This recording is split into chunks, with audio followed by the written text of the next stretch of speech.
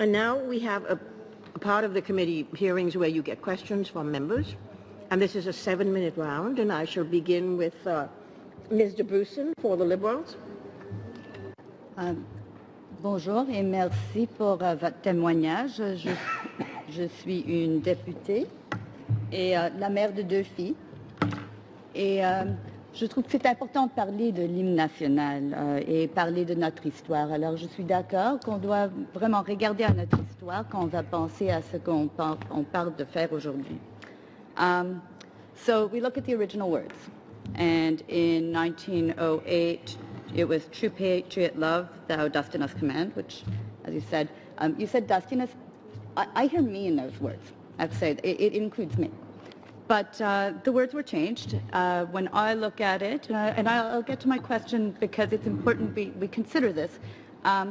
It looks like originally, if you look at the Canadian Encyclopedia, in 1913, there was a version that was published that had thy son's command, and then there was a copyright in 1914 for that wording. But there's no indication. We don't actually have anything from the writer to tell us why he made those changes. Nothing about a change about poetry, nothing about the need to consider any other issues. We don't know. We don't know. And that's important. So I think we need to take a look at the snapshot of what was going on in 1913, 1914, because we're going to consider history. And I'd like you to comment on that when we get there. At that point, the suffrage movement was becoming very active. So in 1912, there was a political equality league that had formed. Nellie McClung was one of its members.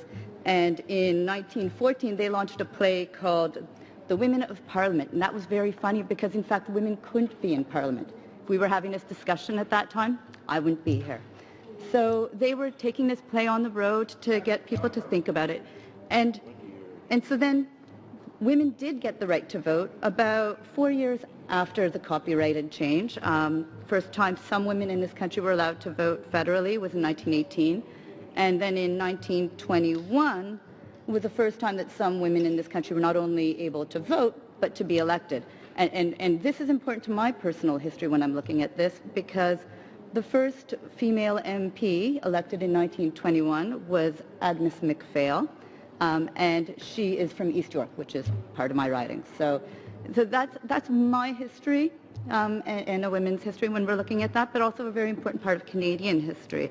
And that means a lot to me when we're going to take some time to think about what we're doing here and looking at this, the national anthem. So we look at today, we have parity in cabinet. That's a great change, but women only make 26% of the House of Commons, so there's still a long way to go. Taking a snapshot, 1913 to 1914, very tumultuous time when we were looking at the suffrage movement. You didn't quite raise it, but I've heard another argument about why we should have thy son's command being related to the First World War. And that's an interesting piece because in 1913, we weren't at war yet, but if we get to 1914 and we consider our involvement in the war, women were also involved in World War I. That's an important part of Canadian history. So 3,141 Canadian nurses served in the Canadian Army Medical Corps. And in fact, 46 of them gave their lives in the line of duty. So in fact, women also died serving this country during World War I. So I have a strong respect for history and women's participation in the First World War as well. And when we want to take a look at where we are now, women are actively involved in our military and in serving our country. And that's something for which I think we need to show quite a bit of respect. So 3 minutes. The question is, thank you. So my question is, because I'm looking at this and I'm taking into account this history.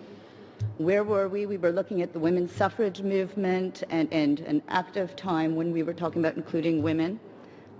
We're talking about a change that happened at least in first editions before the First World War, then changed after. And I look at what am I going to tell my daughters when I go home today about what we're proposing and what the discussions that we're having here in Parliament today in 2016 about our national anthem. These are two girls who every day in school sing the national anthem. They're proud Canadians.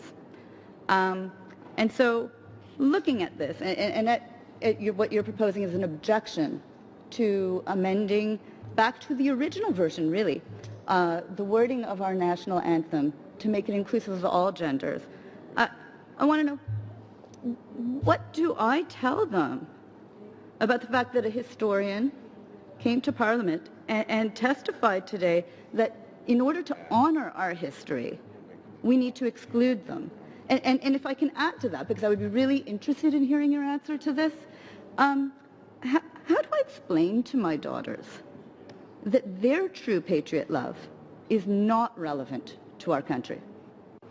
Thank you.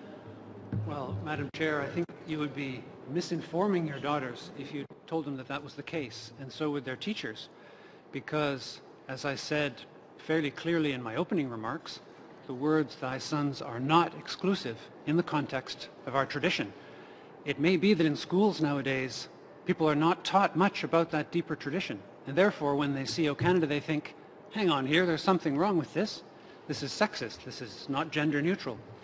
But that's simply a lack of well-rooted education in our culture and history. And the equality of women and men is extremely important. But if this change is supposed to advance equality, it won't do much. How much will it really accomplish? In fact, nothing. Because if we look at 500 years of our literature in English again, because we're talking about the English version, we're talking about poetry. And the word sons has, in this type of context, never referred only to men. I quoted Handel's Joshua and other texts, which used to be extremely familiar to Canadians. If Canadians are not familiar with them now, that's unfortunate, and it explains why a superficial change like this could be seen to be meaningful, when really it isn't. It's merely making inferior poetry, lower quality poetry. Thank you, Mr. Champion. And now I go to Ms.